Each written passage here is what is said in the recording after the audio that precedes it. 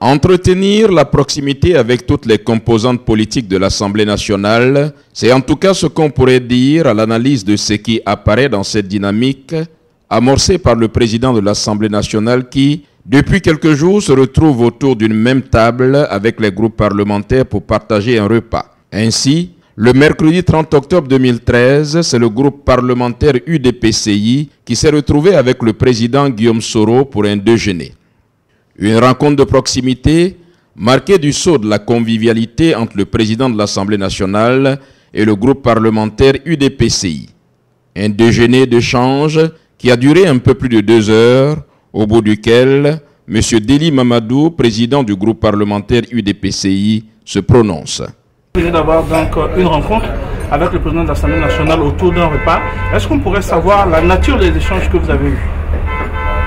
Merci, ça a été un honneur pour le groupe parlementaire UDPCI d'être reçu à ce déjeuner débat avec le président de l'Assemblée nationale. Il faut dire que ça a été des échanges fructueux. Le président a fait avec nous le tour d'horizon du fonctionnement de notre institution. Tout ce qui a bien fonctionné, mais ce qui aussi n'a pas bien fonctionné et ce qu'il faut faire pour réparer et rectifier le tir.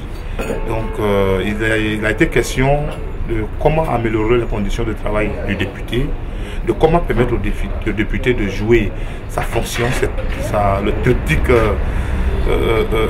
lié à sa fonction, c'est-à-dire la fonction de représentation, de contrôle de l'action gouvernementale et de votation des lois.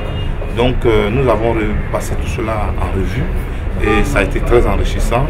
Le président nous a promis de réitérer de telles rencontres pour garder le contact et la proximité avec les députés. Sur les 5 formations politiques que compte l'Assemblée nationale de Côte d'Ivoire, il reste encore 2 groupes parlementaires, à savoir le RDR et le PDCI, qui auront l'occasion de partager un déjeuner avec Guillaume Kibafori Soro, le président de l'Assemblée nationale de Côte d'Ivoire. Après le déjeuner avec le groupe parlementaire UDPCI, le président a entamé une série d'audiences au palais de l'Assemblée nationale. Ainsi, il a reçu tour à tour le général ambassadeur Traoré Seydou du Mali en Côte d'Ivoire, M. Martin Tchoungong, secrétaire général adjoint de l'Union interparlementaire, et M. Mélégué Traoré, ancien président de l'Assemblée nationale du Burkina Faso. L'ambassadeur malien en Côte d'Ivoire depuis 2012 est en fin de mission. Il est donc venu faire ses adieux au président de la représentation ivoirienne. Monsieur le président de l'Assemblée nationale a bien voulu nous recevoir. Je suis venu lui faire mes adieux. Je suis en fin de mission. Mais je ne pouvais pas quitter le territoire ivoirien sans venir remercier et traduire toute mon admiration pour le président de l'Assemblée nationale. À sa suite, le secrétaire général adjoint de l'Union interparlementaire a saisi cette occasion pour faire le point de la conférence régionale conjointement organisée par l'Assemblée nationale de Côte d'Ivoire et l'Union interparlementaire à Abidjan du 28 au 30 octobre 2013. Je suis venu d'abord lui rendre une visite de courtoisie.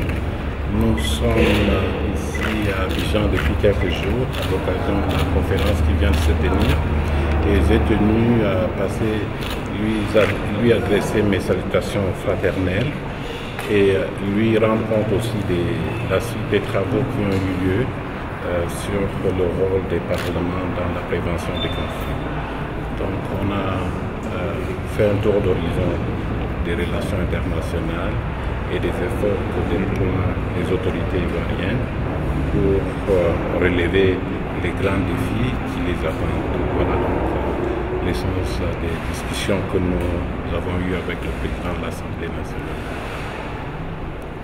Avec M. Mélégué Traoré, ancien président de l'Assemblée nationale du Burkina Faso et panéliste à la conférence des 28 et 30 octobre, il a également été question de faire le point des travaux.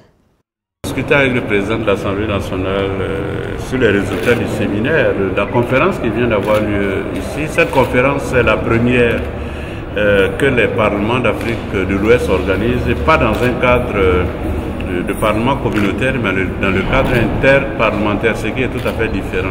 C'est ce qui a permis, par exemple, que la Mauritanie soit là alors que depuis 1999, elle n'est plus à la CEDEAO. Et de même, des parlementaires qui voyagent relativement peu comme celle de Gambie étaient là également. Nous, on a fait une très bonne rencontre. Il y a, c'est-à-dire la thématique des crises est devenue tellement prégnante en Afrique de l'Ouest que, comme elle préoccupe tout le monde, ces questions préoccupent tout le monde, il est normal que les parlementaires et les parlements qui sont la représentation des populations s'en saisissent. C'est un enjeu central désormais. Nous avons donc parlé de ça, nous avons parlé de beaucoup d'autres questions nous voyons tous, depuis que la Côte d'Ivoire est retournée au sein du Parlement de la CEDEAO, nous voyons le rôle qu'elle peut y jouer. Vous savez, pendant 10 ans, la Côte d'Ivoire a été absente du Parlement de la CEDEAO. J'en parle librement parce qu'à l'époque, j'étais président de l'Assemblée et j'étais parmi les principaux acteurs de l'installation du Parlement de la CEDEAO. Et je me souviens très bien dans quelles conditions le Parlement ivoirien n'est pas venu là-bas. C'était du fait des décisions internes ici à la direction du Parlement ivoirien. Ça ne venait pas des autres pays de la CEDEAO. Or, la Côte d'Ivoire est revenue en force au sein du parlementarisme ouest-africain. Il est important que, je crois, que la sous-région bénéficie de cela, mais que la Côte d'Ivoire aussi en bénéficie, parce qu'aujourd'hui, le rayonnement international d'un pays, le rayonnement diplomatique d'un pays, c'est aussi le Parlement. La politique étrangère aujourd'hui ne se limite plus du point de vue des acteurs à l'exécutif. Vous avez l'élargissement du rayonnement de la Côte d'Ivoire passe aussi par l'action parlementaire. Donc, c'est de ces questions que nous avons discuté avec le président. Il a achevé ses audiences aux environs de 17h30.